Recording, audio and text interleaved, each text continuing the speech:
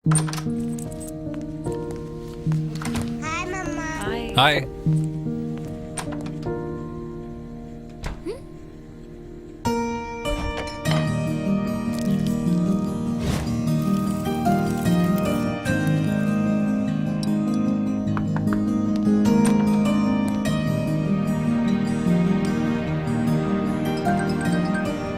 सुनो, इतने दिनों से हम बाहर नहीं गए, तो चलो मजेदार बारबेक्यू हो जाए।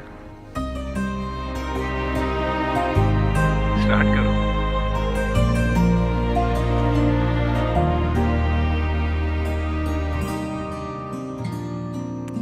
हाँ, कैसा लगा? वेटर से कहो और लाए।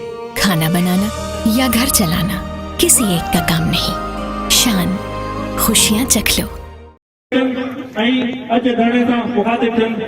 शामिल करते हैं ब्यूरो चीफ शाहिद मेमन की मीरपुर खास से।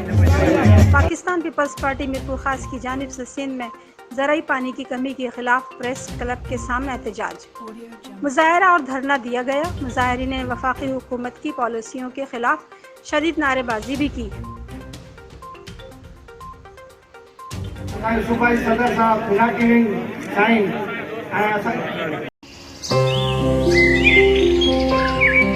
करो हर सुबह हर शाम हर घूंट वाइटल के नाम, वाइटल पियो, जिंदगी जियो।